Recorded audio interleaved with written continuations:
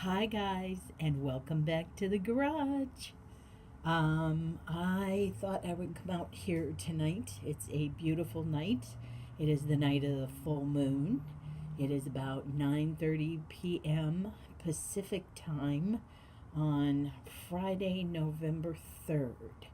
So, I wanted to show you my new setup and see that our abundance candle is burning tonight for a little while. So I'm going to flip the camera around. Hi, guys.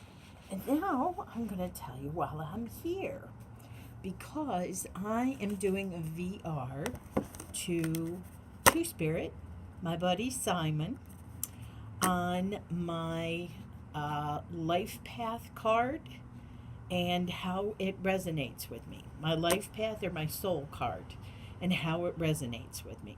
So I did the math both ways. For those of you who don't know how to calculate it, um, there are two theories.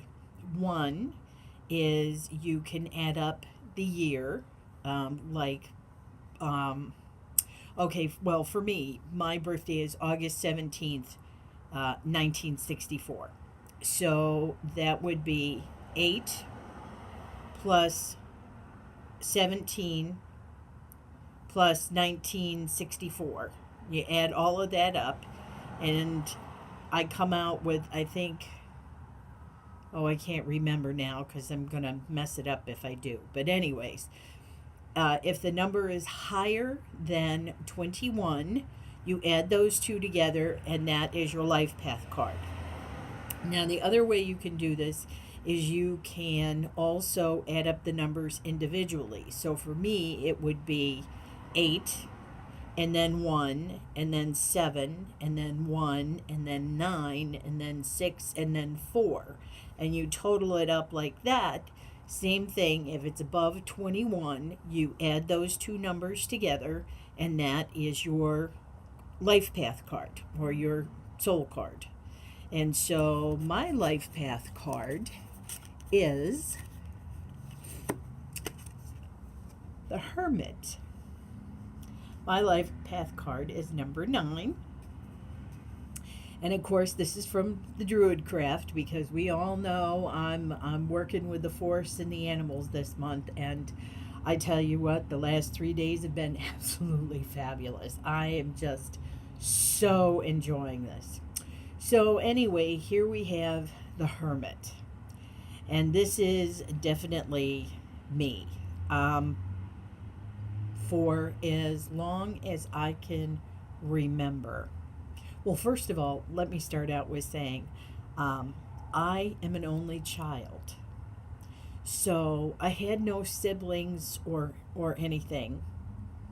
And I wasn't a popular kid at school, didn't have a lot of friends. And honestly, I think from a small child, I preferred the company of myself than others.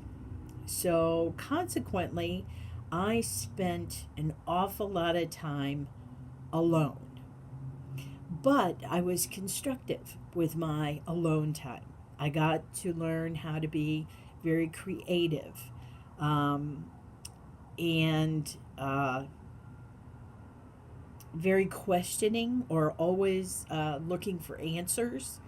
Um, that is where the whole stuffed animal thing also comes from.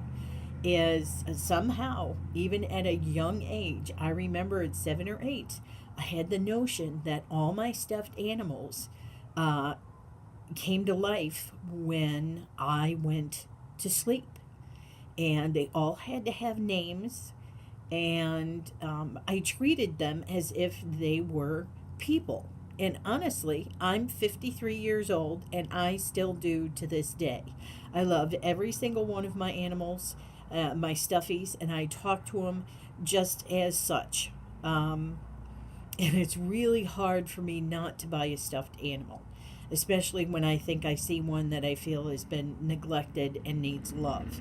So, but it's always been that hermit kind of attitude, solitary time to myself, I'm also going to show you here. I have,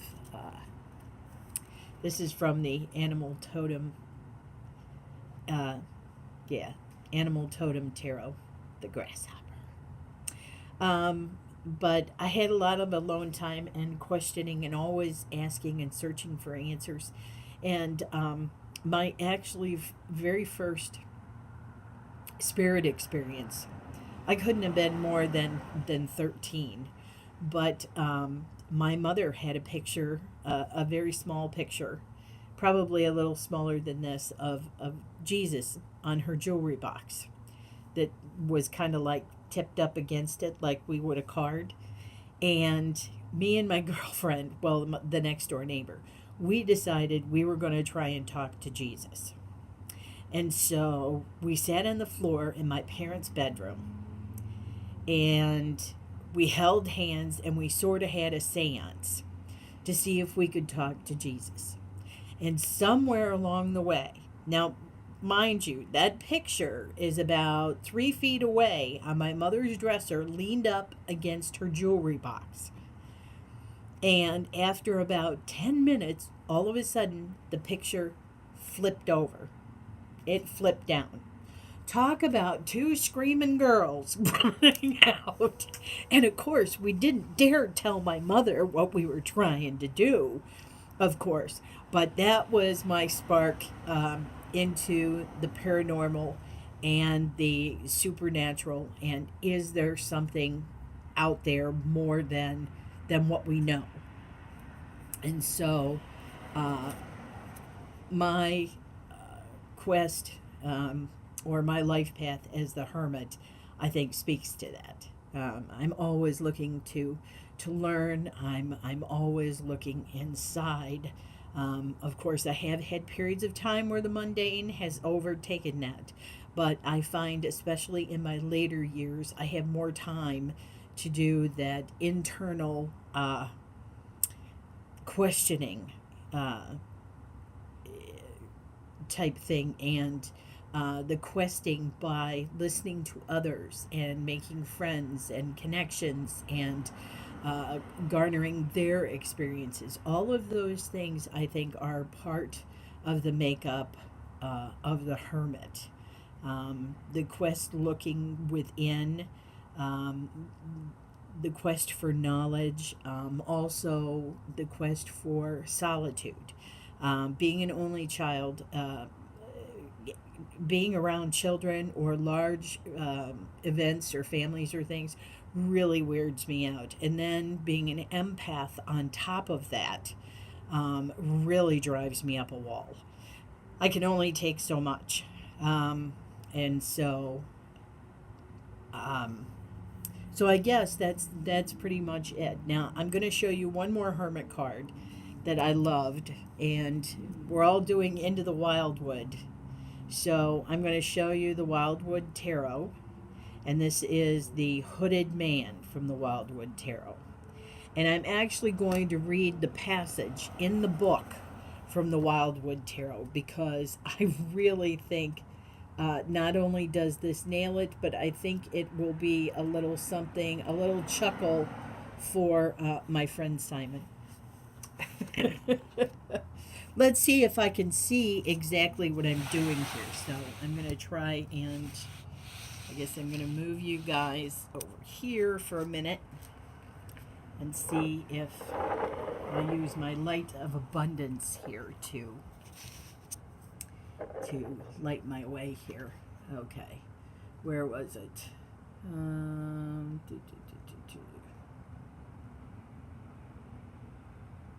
Oh, here we go. So, this is the meaning from the Wildwood Tarot. It says, after the trials and tribulations of dealing with the primal forces that confront you on the wheel of the year, a space is needed for stillness and contemplation. For the spiritual warrior or seeker looking for esoteric knowledge, the complex matrix of symbolism and insight may confuse the intellect and shake the reality. The Hooded Man, also known as the Hermit, or sometimes as Robin in the Hood, The deeper archetype of the outlaw of Sherwood Forest offers a steadfast light in the midwinter world and a steady staff on which to lean and gather your mental resources. God, I love that. I read that and it's like, Simon, I don't know how we managed to do it, honey, but we do. We managed to come together in some way, shape, or form. So there you go. That pretty much ends my dissertation on my life path card and how it resonates with me. And I read that, and it just I feel deep in my connection with with Simon still. So thank you, mate. Um, and much love, guys, and we'll see you next time.